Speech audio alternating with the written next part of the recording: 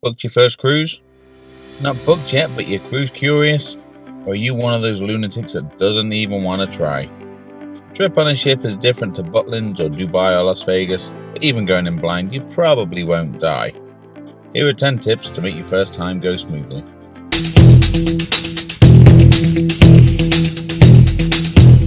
1. Research. There is such a variety of ships on the water these days that there's a good fit for almost everyone. Before you book, it's important to know what you're getting into and make sure that you pick the right ship for you. I've heard people say, I don't like cruises, or I went on a cruise and it wasn't for me, but in most cases, this is people who've got the wrong idea of what a cruise is really like, or they went on the wrong ship for them. Saying I don't like cruises is like saying I don't like restaurants or I don't like movies. Maybe you don't like Japanese, but what about Five Guys? Fair enough if you hate Jim Carrey, but what about Denzel? Do your research, book the right ship, have an awesome time. 2. It is not as expensive as you think. Most of the total costs are paid up front, so cruising can look expensive if you're comparing it to the average white hotel and blue pool resort on a TUI brochure. But all your meals, entertainment and a lot of drinks are included, so if you don't want to spend another penny, it's very easy to do that. And now that ships like Ambassador and MSC are cruising from the UK, it can often seem like the expensive option is staying at home. 3. You will get lost. Even regular cruisers sailing on their favourite ship will end up getting lost 10 times a day.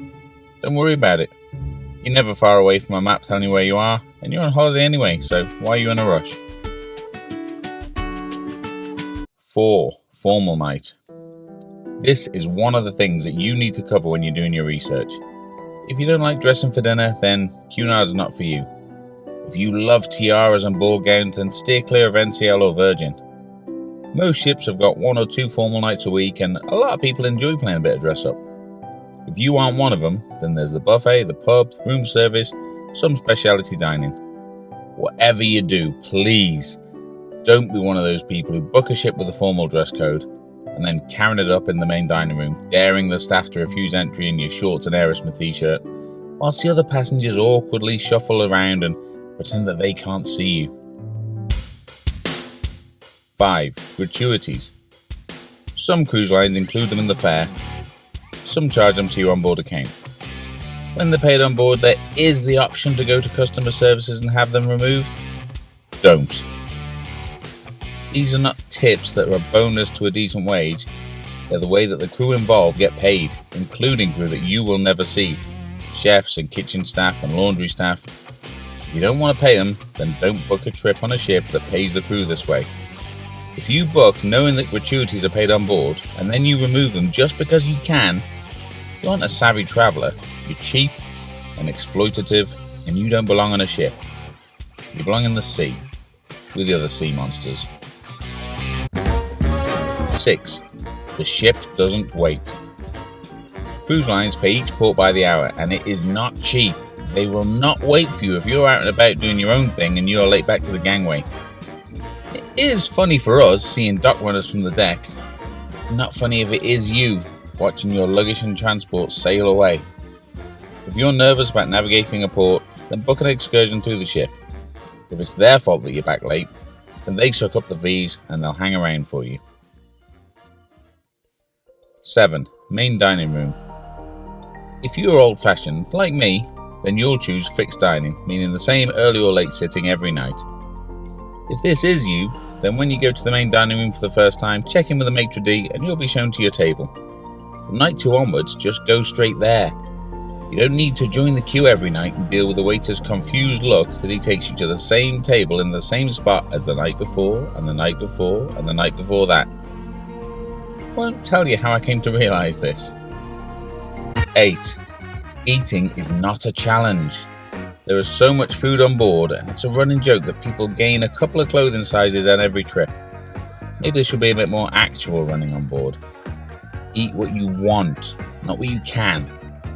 There are no championship belts awarded for gluttony, and even if there were, how would you fit it around your waist? 9. Drinks packages are not compulsory. Most cruise lines offer drinks packages, and the main advantage for most is that you know in advance what the bill will be because you've already paid it. The main disadvantage is that you'll likely end up drinking more than you really want, especially on a port day when you've only got half a day to do a full day's drinking, and you probably spend less just running up a bill. If you don't have a package, that doesn't mean you can't get a drink, you just pay each time you want one. Cruise lines sell drinks packages to make money, not lose it. But like food at the buffet, get one if you want one. 10. The first one is just a rehearsal. If you took notice of tip 1 and picked the right ship for you, then the first trip is just a practice. You're a cruiser now, and anytime holidays come up in conversation, with friends, family, at work, in the queue at Tesco, you'll be trying to convert people. When you're choosing a holiday for yourself, it won't be so much where shall we go as which ship shall we go on. You're one of us now, part of the cult. There's probably loads more that'd be handy to know, but this list will stop you jumping overboard. The rest you'll learn as you go. Share this video with your cruise curious buddies, and there's another Cruisetube same time next week. See you then. 10 things that every first time cruiser needs to know. Done.